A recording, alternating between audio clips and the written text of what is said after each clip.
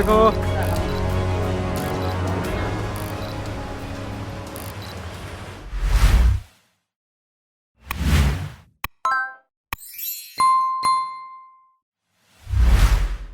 आप सभी को पता है कि आज बाबा साहब की जयंती है।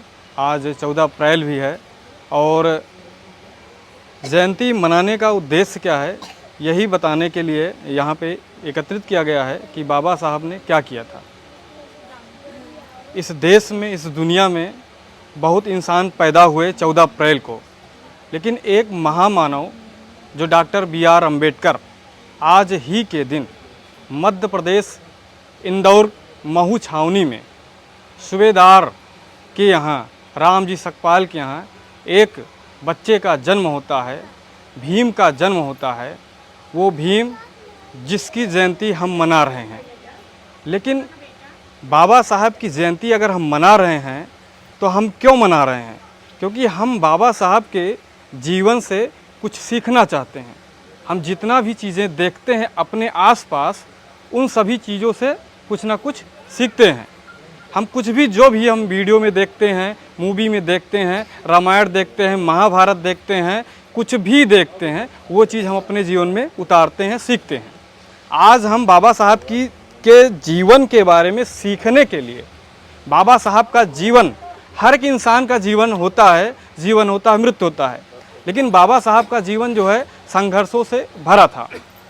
आप कल्पना करिए कि अगर बाबा साहब इस दुनिया में ना आए होते तो शायद आज जो भी चीज़ें हम जैसे बैठे हैं, ना हमको बैठने की आज़ादी थी, ना पढ़ने की आज़ादी थी, ना पानी पीने की आज़ादी थी, और महिलाओं को तो किसी भी प्रकार की आज़ादी नहीं थी।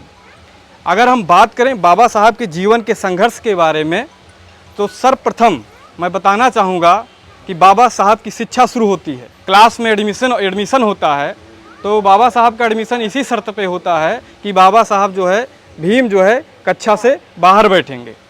क्या आप सोचिए इस बात को कि जो आपके बच्चे हैं, जो आपका भाई है, क्या वर्तमान समय में आपके बच्चे, आपके भाई, आपके बहन, कोई बाहर ऐसा शर्त दी जाती है कि आपको बाहर बैठकर ही पढ़ना पड़ेगा?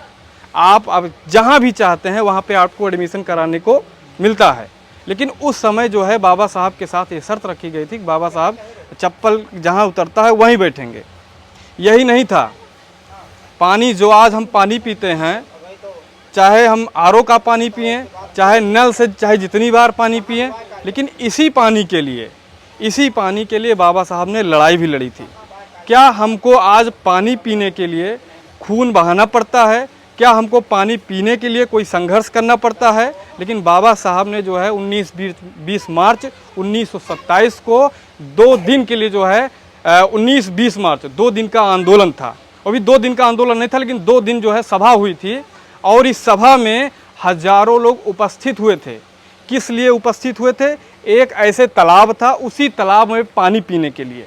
अंग्रेज़ों ने तो हमको आज़ादी दे दिया था कानून बना के कि हाँ, आपको अधिकार है, आप पानी पी सकते हैं, लेकिन उस समय अधिकार लागू नहीं हुआ था। और उस अधिकार को लागू करने के लिए जब बाबा साहब कोलंबिया यूनिवर्सिटी से, अमेरिका से पढ़कर आए, तो बाबा साहब ने सबसे पहले यही काम किया, आंदोलन करने का, और बाबा साहब ने संघर्ष करके हमको पानी पिलाने का भी अधिकार दिया।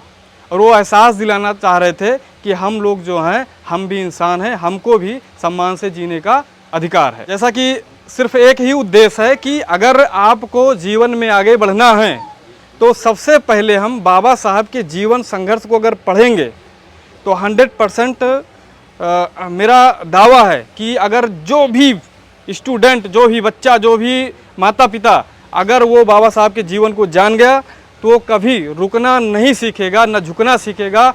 वो अकेले भी अपने जीवन में आगे रहने के लिए, संघर्ष करने के लिए तैयार रहेगा, चाहे उसके साथ जो है कोई ना हो। तो यहीं पे मैं अपनी वाणी विराम दूंगा। तमाम चीज़ें कहना है, लेकिन इतना ज़्यादा बाबा साहब को, अगर आप बाबा साहब को पढ़ेंगे तो शायद आपको रोना आएगा। हमारे कहने का मतलब ये है कि बाबा साहब इतने संघर्षशील व्यक्ति थे, इतने दृढ़ निश्चय वाले थे कि अगर बाबा साहब को पढ़ा जाएगा तो हम कोई भी काम करने के लिए जो है मजबूती से काम कर सकते हैं और अपने जीवन में सफल हो सकते हैं। और जयंती मनाने का यही उद्देश्य है कि हम बाबा साहब के बारे में जानें और अपने बच्चों को बताएं, और जो है हम भी बाबा साहब की तरह और देश दुनिया का नाम रोशन करें। एक ही पॉइंट है, एक ही जरिया है, शिक्षित बनो, संगठित रहो और संघर्ष करो। और सबसे मूल मंत्र है कि शिक्षित बनो। अगर हम शिक्षित बनेंगे और शिक्षित करेंगे तो सब कुछ हमको जो जानने का जानकारी का सही और गलत करने की पहचान हमको हो जाएगी, और सही और गलत की पहचान जब हो जाएगी तो हम सही रास्ते पर चलेंगे। इसी के साथ हम आप सभी को बाबा साहब की 133वीं जयंती की जो है दोबारा बधाई देते हैं, शुभकामनाएं देते हैं। और यह प्रण लीजिए आज कि जिस तरीके से आज हम शिक्षा के बल पे यहाँ तक अपनी पहचान बना चुके हैं, और हम अपनी आगे और पहचान बनाएं और बाबा साहब के नक्शे कदम पे चलें। एक बार सभी को फिर से जय भीम, नवोदय, साधुवाद।